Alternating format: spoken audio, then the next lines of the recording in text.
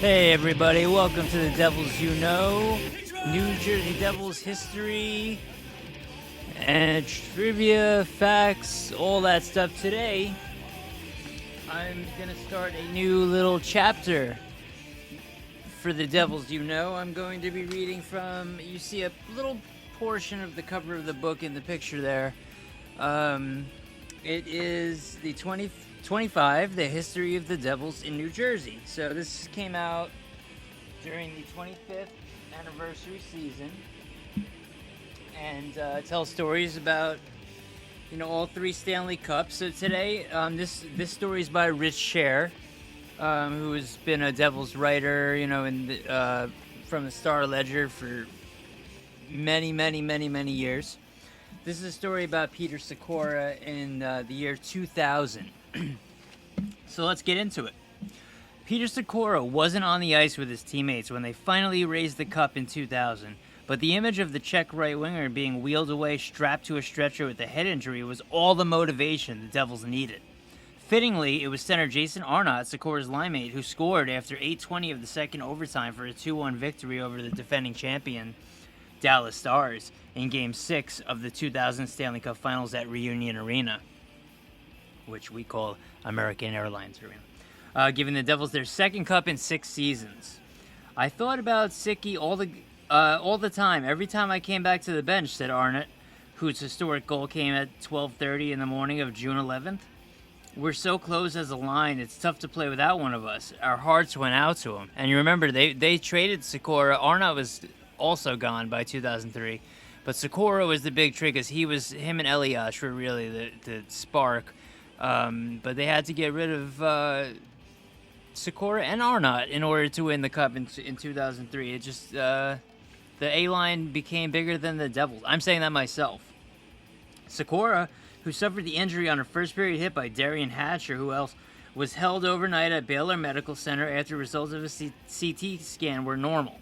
As the Devils celebrated, close friend Patrick Elias draped Sykora's number 17 jersey over his shoulders and then gave it to the coach Larry Robinson to wear as the cup was passed around, which is such a great clip. We wanted to win for Peter. There was no chance for him to come back for the next game, so we wanted to win this game. Sykora was out if there was a Game 7, basically, is what he's saying, said Devils captain Scott Stevens, who was awarded the Conn Smythe Trophy as playoff MVP. The award was voted by 15 members of the Professional Hockey Writers Association. After another spectacular goaltending battle between Brodeur and Ed Belfour, the Devils ended the marathon midway through the second overtime. Elias centered a pass from the right corner to Arnott, who was racing to the net through the left circle. Belfour was helpless as Arnott banged the puck into the open left side for his 8th goal of the playoffs. I don't even know how to describe it right now. It's something I'll never forget. I don't even know how it happened, Arnott said. I had to roof it to beat Eddie Belfour. That was the only way we were going to beat him. Patty and I came in after the first period and said, we have to do this for our boy, Sykora. And we did. You dream as a kid of being in the NHL. When you get here, you dream of winning the Stanley Cup. Never in a million years do you dream of scoring the winning goal in overtime to win the Stanley Cup. That, of course, was Arnott. Arnott was fortunate because he had spent the last 1 minute and 17 seconds of the first overtime and the first 43 seconds of double overtime in the penalty box for cross-checking Blake Sloan in the jaw while the Stars' right winger was on the ice. They let a lot of stuff go. For them to call that in overtime was pretty iffy, Arnott said. I was trying to get up and my stick crossed his jaw. I felt bad. The guys pulled me through it and I felt I had to go out and do something.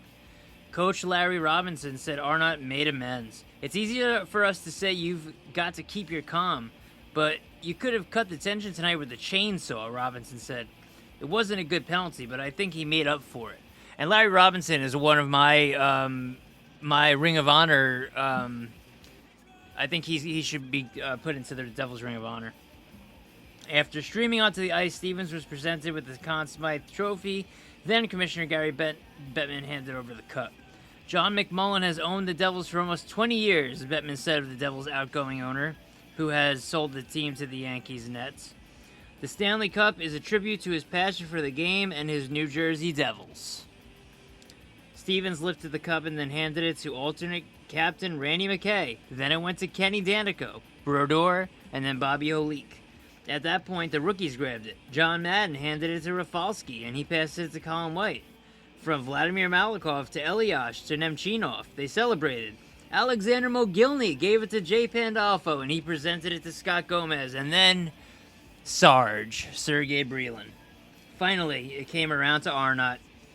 Robinson became only the third coach to win a Stanley Cup after taking over during the season, and by succeeding Robbie Ftorek with only 8 games left, became the latest to take over a Cup champion. It was Robinson's 8th Stanley Cup title, 6 as a player and 2 as a coach, 1 as an assistant. Robinson, predictably, gave the credit to his players. The pictures I'm looking at are amazing. I'm going to take pictures and post them up in the notes section. Marty played unbelievable, really, throughout the whole series, Robinson said. Scotty's been a tower of strength. He's got that C for a reason. Oh, Scotty. He's talking about Scotty Stevens. This is not about me. I'm happy for those guys out there. This one is special, Robinson said. Hockey can be proud of the last 2 games, but teams gave it their all. What does that mean? This one is special, Robinson said. Hockey can be proud of the last 2 games. Hockey can be proud of the last 2 games. Both teams gave it their all. After surviving one of the great physical battles in playoff history, it seemed fitting that the Stanley Cup was the Devils' reward. With their 10th road victory in the playoffs, the Devils tied their 95 record. The first period was as brutal as any during these playoffs, including the first period of Game 7 in the Eastern Conference Finals when Stevens drilled Eric Lindros of the Flyers with an open ice blue line hit. Don't put your head down, buddy. Stars defenseman Daryl Sador was the first casualty at the 3:10 mark when he suffered a leg injury in a collision with Gomez just inside the blue line. Sador had to be helped off the ice and did not return in the period. That's rookie Scott Gomez, Calder Trophy winner, by the way. Next, it was Stars center Joe Nieuwendyk. Stars center Joe Nieuwendyk, who also became Devils center Joe Nieuwendyk, who won a cup in 2003. Who was flipped onto his right shoulder by Arnott following a faceoff. Nieuwendyk remained on the ice for several seconds, but returned for his next shift. So nothing happened there. Looking for repayment, Stars captain Derian Hatcher knocked Claude Lemieux down along the boards at 4:30. When Elias delivered a hit on Mike Modano 4 minutes later, Modano gave him a punch in the face. The devastating hit on Sykora occurred at the 12:08 mark. Sykora was 15 feet inside the blue line when Hatcher came across, left his feet, and hit the Devils' right winger with an elbow to the head. You piece of fucking shit. That's why your brother's the real one. Sykora went down immediately and remained on the ice before being removed on a stretcher. As he was wheeled off, Elias leaned over and said a few words. Sykora was taken to the hospital to be examined. They took him to the hospital. He was conscious and he was moving, Lou Lamoriello said. I don't know whether he hurt his neck, head, or back. Asked if he felt the hit was clean, there was no penalty. Lamoriello would not say. I didn't see it. I'd rather not make any comment, Lamoriello said. Hatcher offered his side of it. Let's hear this. He was coming across the blue line with his head down. I just stepped into him. With your elbow, Hatcher? Hatcher said. I'm not sure what happened, but they said he was moving and talking. Everything is okay. That's the important thing. No, you should have got a penalty, you piece of shit. As the period ended, Hatcher knocked Arnott down in the left corner. Lemieux went after Hatcher, giving him a headbutt with the helmet. Scott Niedermayer scored the first goal of the game after 5:18 of the second period with the Devils shorthanded. Rafalski was in the penalty box for holding Hull when the Devils struck. Stars defenseman Sylvain Cote fell along the boards, giving the Devils a 3-on-1 rush at Belfort. It was Niedermayer who was able to chip it past the Dallas goaltender at Belfort at 5:18 for his 5th goal of the playoffs. The lead held up for just over a minute. Modano carried the puck into the New Jersey zone before Scott Thornton threw a cross-ice pass to Mike Keane in the right circle. Keane took a shot that appeared to deflect off defenseman Colin White before going over Brodeur's left shoulder at 6:27. It was all the Stars would get against Brodeur.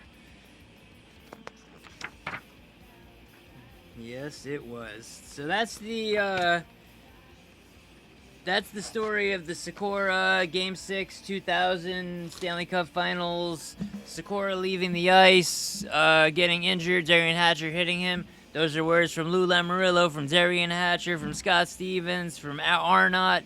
Don't forget Alexander Mogilny.